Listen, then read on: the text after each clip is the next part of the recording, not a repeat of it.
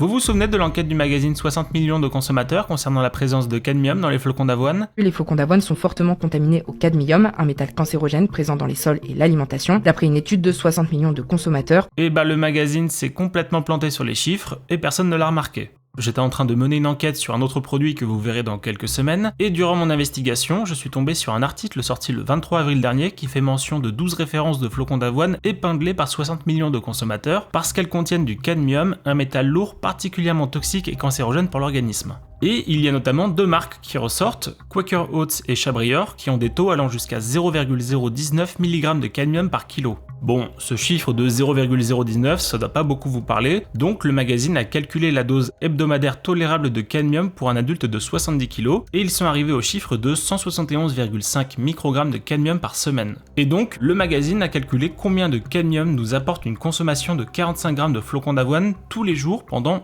une semaine. Et là, on arrive au chiffre énorme de quasiment 60 microgrammes de cadmium ingérés chaque semaine, soit un tiers du seuil. C'est colossal, surtout qu'on ne parle que de 45 grammes de flocons d'avoine par jour, sauf que le chiffre n'est pas bon. C'est pas 59,85, c'est 5,985. Ils se sont trompés d'un facteur 10 dans les calculs. Le truc, c'est que 60 millions de consommateurs s'est rendu compte de son erreur quelques jours après la publication de l'article, et là ce que vous voyez, c'est l'article mis à jour et actuellement dispo en ligne, dans laquelle vous voyez bien le bon chiffre de 5,985 microgrammes, tout en précisant que ce chiffre ne représente que 3,5% du seuil et non plus un tiers comme auparavant, ce qui fait 10 fois moins quand même. Le souci, c'est que cette erreur de calcul, personne ne l'a vue. Lorsque l'enquête est sortie, vous avez eu des tas d'articles et de publications pour vous déconseiller d'acheter des flocons d'avoine, et notamment certaines marques ciblées dans l'enquête, et même en faisant la modification quelques jours plus tard, c'était trop tard. Résultat, la fake news avec le mauvais chiffre continue de circuler encore aujourd'hui.